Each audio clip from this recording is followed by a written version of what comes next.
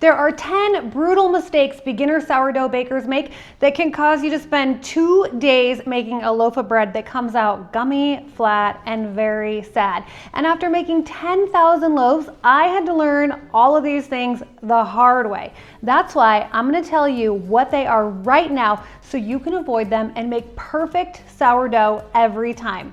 This is the first one. The first mistake is overcomplicated scoring. I mean, we have all seen those beautiful videos of sourdough loaves that are decorated with flowers. I've seen like a lace art thing. I mean, all kinds of amazing things. And while they're beautiful and inspiring and I really like it, those kinds of designs are just too complicated for a beginner baker, okay? That level of scoring can actually do more harm than good, especially when you're new. Taking 10 to 15 minutes to score an intricate design almost guarantees that your dough is going to deflate. So as you are sitting here and scoring the design on your loaf, that dough is just deflating. You really want to score your loaf, get it right in your hot Dutch oven, and then directly into your oven as quickly as possible. A lot of times what happens too is that you'll be scoring your design and you'll score a little bit too deep. And so that also causes other issues with the steam escaping your loaf in areas that you don't want it to. And let's be honest, we don't know how many times that person had to score a loaf to make it turn out like the perfect one that you saw online, okay? It's not as easy as it looks. So when you're a beginner, just start with the basic expansion score. One clean score from the top to the bottom on the surface of the loaf. Let me show you how I do that. I have my dough here. I took this straight out of the refrigerator. So you want your dough to be good and cold. I'm gonna turn it out onto some parchment paper here.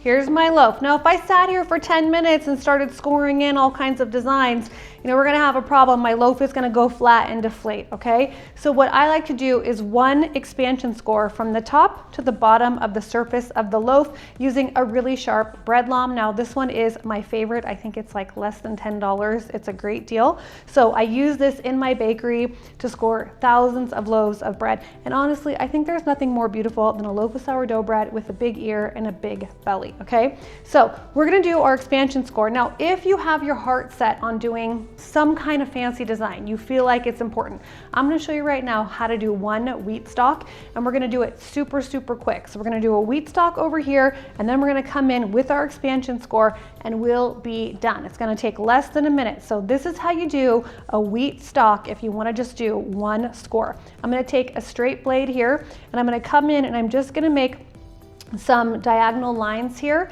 and then I'll do a little stem, and then I'm going to come right in and do my expansion score. All right, here we go.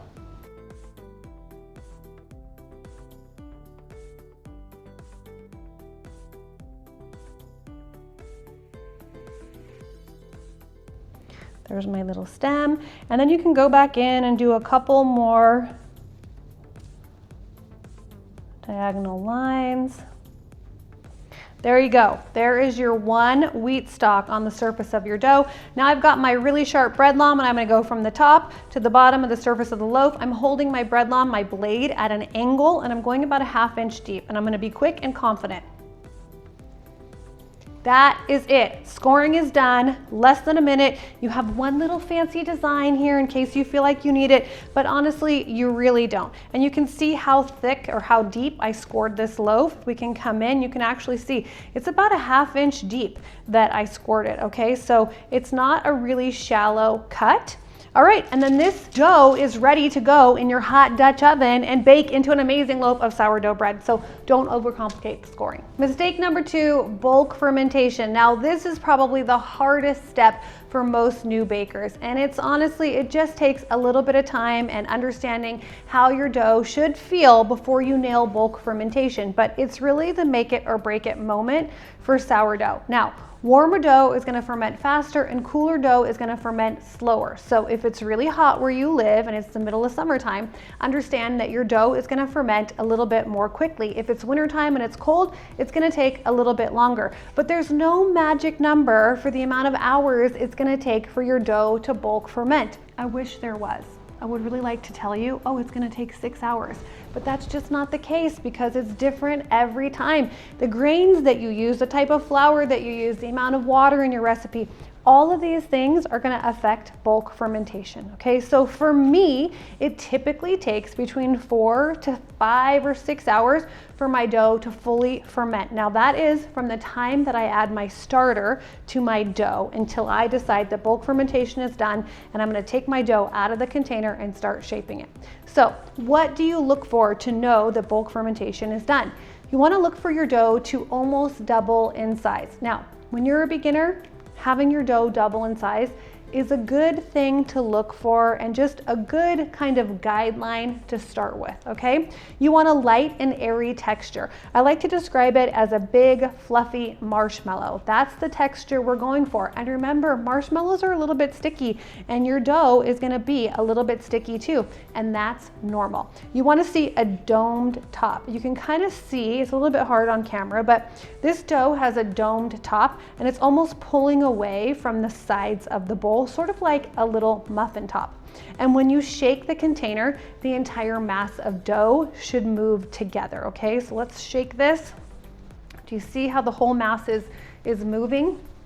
Okay, and then when I reach in and I start pulling the dough away from the sides of this container, you're gonna see that it comes away pretty cleanly. It's not sticking too much, so let's see that.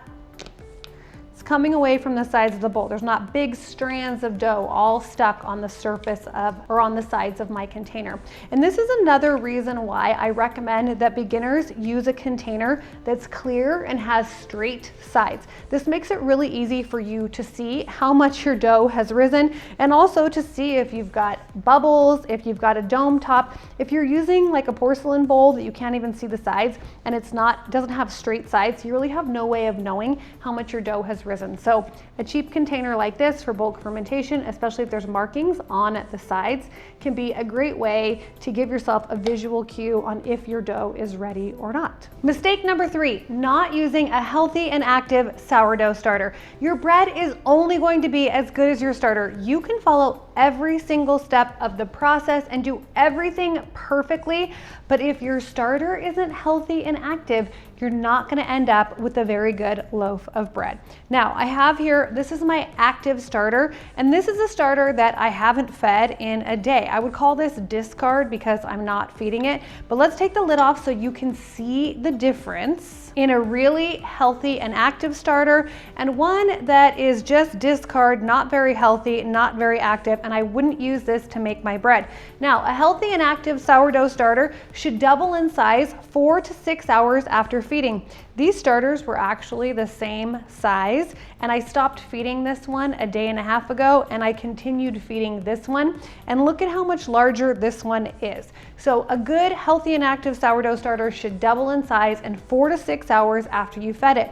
You should see plenty of bubbles all around your sourdough starter. So if we look here, you can see all of the bubbles in this jar of healthy starter, and there's really nothing happening in this jar, okay? And you can see it from the top down too. This one is clearly alive and active, and this one definitely needs some help. Now, what do you think would happen if I made bread with this starter versus making bread with this starter? Okay, there's going to be a big difference in the quality of my bread. This one is light and airy. That's what's going to happen to my bread. This one's hardly doing anything at all. That's what will happen to my bread. So you want to make sure that your sourdough starter is healthy and active. It's doubling in size 4 to 6 hours after you feed it. It has lots of bubbles and it smells a little bit like yeast, kind of like yogurt. It's not sour, it's not acidic, it's not off-putting at all. This one is starting to smell a little bit like nail polish remover. So your sourdough starter should not smell bad. But if you want good bread, you need to use a healthy and active sourdough starter. Mistake number 4 is poor shaping. Now, shaping isn't about making your dough pretty. It's about giving it the structure to spring up in the oven instead of spreading out flat.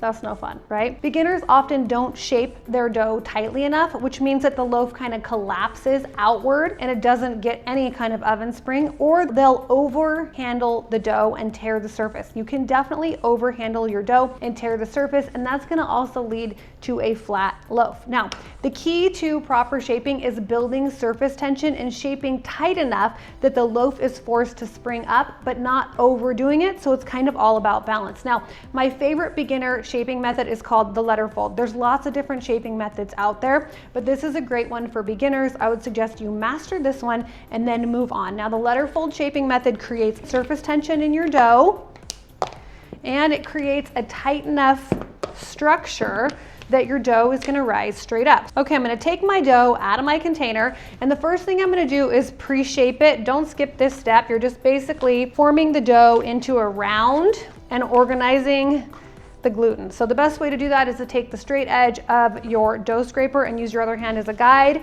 and just push down and around with that dough scraper. Use your other hand to guide the dough around, and you're just gonna make a nice round of dough, just like that, okay? And then you'll let this sit for about 15 minutes uncovered. It'll form a nice skin, and then that way when you flip this dough over to do your final shaping, it won't stick to your counter. That's like the key. That little tip, that trick right there is gonna save you a lot of headache. Let your dough sit for 15 minutes, form a light skin, then you can flip it over and shape it. It'll be a lot easier. So I'm gonna let this sit for 15 minutes, then I'm gonna show you my letter fold method. Okay, the dough's been sitting for about 15 minutes and it's not sticky at all, and now I'm gonna show you how to do my beginner-friendly letter shaping method. I'm just gonna flip this dough over, stretch it out just a little bit. I'm still being gentle with it.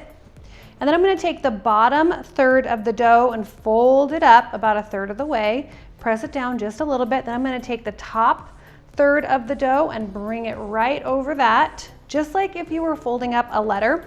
Then I'm gonna turn this and I'm just gonna roll this up. Now, when I roll it up, I'm not completely smashing it down and getting all those gases out that we built up, but I am rolling it tightly. So there's definitely a balance. And then I'm just gonna pinch the ends. And there you go. You have your perfectly shaped sourdough dough that's ready to go in your proofing basket and in the fridge for the cold ferment. If you're finding this helpful, make sure to like and subscribe. It really helps the channel. I've got lots of sourdough videos here, complete beginner walkthroughs, step-by-step processes, fun recipes, and all kinds of troubleshooting, all designed to help you bake bread you're proud of. So hit subscribe and let's keep baking together. Mistake number 5, the wrong oven temperature. Oven temperature plays a bigger role than most people realize, and I have found that 450 degrees Fahrenheit is the sweet spot for sourdough. If your oven is too hot, the crust sets before the loaf can properly rise. You'll get a really thick crust. Sometimes it's a little bit shiny and it has this like crater looking ear, but it's not a tall and well risen loaf. If your oven is too cool, you won't get any oven spring at all because the oven's not hot enough for the steam to force the dough to rise up as it escapes. That's why I bake in a Dutch oven with the lid on for the first 20 minutes to trap steam so that the loaf can rise. Then we take the lid off, and that's what allows the loaf to brown. If you didn't have steam in your oven and you weren't baking in a Dutch oven, or you had no steam, what would happen is that the crust would set on your bread and it would be really thick and it wouldn't be able to rise. That hard crust would stop the loaf from completely rising up. So we want an oven temperature that's hot enough to get a good oven spring and make our loaf rise, but not too hot that the crust sets too quickly and the loaf gets too dark. So 450 degrees Fahrenheit is the perfect temperature. Put your loaf in your Dutch oven with the lid on for 20 minutes, then take the lid off and bake for about another 20 minutes, and you will get a perfect golden loaf of sourdough bread. Mistake number 6, you're getting too fancy with the grains. Now, ancient grains like einkorn, spelt, kamut, those are all amazing grains and they can add a lot of flavor to your bread, but any whole grain, even whole wheat, is going to actually change the consistency of your dough. These types of grains can actually affect the hydration because they absorb water differently. Some are going to lead you to having a very sticky and very hard to handle dough, and so you're going to need to adjust the amount of water in your recipe. So while they're great and they add a lot of flavor, they're tricky to work with, okay? So when you're a beginner, stick with your basic high protein bread flour, okay? This is gonna help you to have a win every single time you make sourdough. Learn how to make good sourdough bread using high protein bread flour, and then you can move on to things like whole wheat, einkorn, spelt, my very favorite, kamut, rye, even fresh milled flour. But when you're starting, don't use these flours. It's gonna overcomplicate the process. This is gonna be your winner right here. Just a high protein bread flour that's gonna work for you every time. So save the fancy grains for once you get a little bit better at sourdough. I know you'll be there before you know it, but start with this. Mistake number 7 is skipping the cold ferment. The cold ferment or cold proof is one of the easiest ways to really level up your bread. This happens after we have completed bulk fermentation, we've shaped our dough, it's in our proofing basket, and all you're gonna do is cover it and put it in the refrigerator for 8 to 18 hours. Now, it's honestly the easiest sourdough step that there is, and it makes a huge difference in the flavor of your bread. And let's face it, you've probably under fermented your dough to start with, because most new bakers do, and that's okay, it's a learning process. But if you have under fermented, when you put this dough in the refrigerator, it's gonna continue fermenting. It'll be doing that at a very slow pace because of the temperature and how cold it is, but it will still ferment a little bit, kind of giving you a little bit of wiggle room in case you under fermented. But most importantly, it's gonna develop flavor and make your bread taste even better. So don't skip the cold ferment, the easiest part of the process. Now, I'm gonna go put this in the refrigerator because I never skip the cold ferment. Mistake number 8, not developing the dough enough. A common mistake is underdeveloping the dough. If you don't build enough strength, your bread won't hold all the gases that are gonna be developing during bulk fermentation, and then it won't rise in the oven, it's gonna fall flat. Now, that's probably happened to everybody trying to make sourdough, but here's what I do to make sure that doesn't happen. Mix your dough very thoroughly at the beginning, okay? So that means when I say mix thoroughly, look at what I'm doing here. I'm actually mixing, I'm using a cupping motion, and I'm using my hand to slap the dough against the side of my container, okay? And I'm gonna do this for about 5 to 7 minutes. I'm gonna actually work up a sweat here. This is hard work.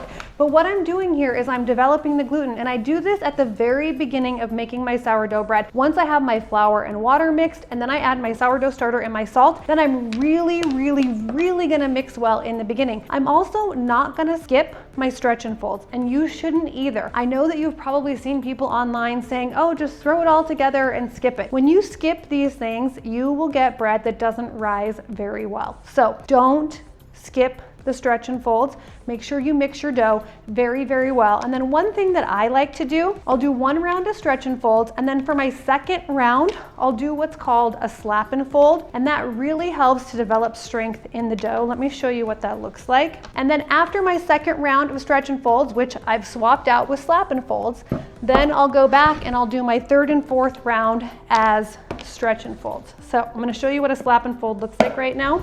Take my dough, slap it down, and fold it over. Pick it up, slap it down, fold it over.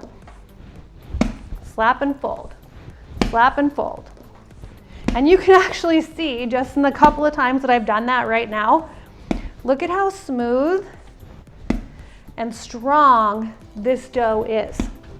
That is the magic of developing your gluten and not skipping out on the mixing and all of your stretch and folds and the slap and fold. Mistake number 9, not properly maintaining your starter. Your starter needs regular care. I think of it as kind of like a pet, or maybe like your husband, I don't know. You have to take care of it, and then it will give you really good bread, okay? So I feed my starter every night so that it's ready to bake in the morning. And I'm just on a schedule of the last thing that I do every day is discard and feed my starter right before I go to bed. And that's a great routine to have, because then your starter is gonna be healthy and active in the morning, and if you decide to bake, it'll be ready to go. So if you are not properly maintaining your starter, you're gonna have a lot of issues with the way that your bread rises, and also issues with the flavor of your bread, okay? So I'm gonna show you a couple of starters here. This right here is my starter that I fed last night. You can see how healthy and active it is. It's definitely alive. It's gonna make some amazing bread. There's tons of bubbles in there. This starter is ready to go. Now this starter right here hasn't been fed in about a day and a half, and you can see how runny it is. Okay, this was the exact same starter as this one. I just poured it into this jar and didn't feed it. It is super runny, right? Literally just falling off the spoon, super runny, compared to this guy that's really thick and active and healthy, okay? So this one is just, I skipped 24 hours, I didn't feed it, and look at what's already happened to it. And this one over here, this one's This is a bad one. This starter has been in my refrigerator for a month, just sitting in the back of my refrigerator for a month. Now, that kind of grayish liquid that you see on the top there, that's called hooch, and there's nothing wrong with that. I would just pour that down the sink, and then you could actually revive this starter just by feeding it with some flour and water a couple of times. So I would pour off the hooch, I would discard, throw away half of this starter, and I would give it a really good feeding of flour and water, and you can see what this one looks like. Not good, right? I would give this starter a really good feeding of flour and water, probably 5 or 6 times before I baked with it. Now this one, if I wanted to bake with this discard, basically, which is what this is, if I wanted to bake bread with this, what I would do is I would discard and feed this probably twice. And honestly, you would see it starting to double in size, and then it would go back to being healthy and active. But if you want to have a great starter that makes great bread every time, the best way to do that is to maintain your starter properly. Discard and feed every day. If you don't want to do that because you're busy, life gets in the way, I totally get it, and you're not baking that often, it's okay to give your starter a good feeding of flour and water, put the lid on it, and then put it in the refrigerator, and it can stay in your refrigerator for a long time. I mean, this one's been in for at least a month, but I have some that I've left in there for several months. Just put a lid on it, put it in the back of the refrigerator, and then when you're ready to start baking, take it out, discard and feed it a few times until it becomes active and bubbly again, just like this one. But the quality of your starter really affects the quality of your bread. I know you've seen online people saying, go ahead and make your bread with discard. And what I want to say to you is, which bread do you think is going to turn out better? The one that I make with my healthy and active sourdough starter, or the one that I make with the soupy discard? It's going to be this one every time. One of the biggest mistakes I see people making is comparing their bread to what they see online. Listen, everybody is at a different stage of their sourdough journey, and most people only share the very best results. That saying that comparison is a thief of joy, that is really true. When you're on social media and you're seeing all of these amazing loaves with a great ear and a perfect belly, and you're thinking, why doesn't my bread look like that? You're just at a different stage of your journey, and I promise those people have made some very bad sourdough before too. They're just not showing you, okay? So what looks amazing in a photo or video may not even taste great. Last year, I tested 4 different sourdough pumpkin recipes from 4 different really big sourdough influencers, and none of them were that good. I didn't really care for any of them. I ended up completely rewriting the recipe and coming up with my own. So what one person likes may not be what somebody else likes, and nobody is really showing you all of their fails. Don't compare yourself to what you see online. That's not real life. We've all baked plenty of really sad and flat UFO, flying saucer, frisbee, sourdough loaves. They don't all turn out like this, and that is perfectly normal. And if you're ready to keep improving, watch this video next to learn 10 tiny changes that will massively improve your sourdough. These are simple tweaks you can make right away, and they'll completely change your bread for the better. I'll see you over there.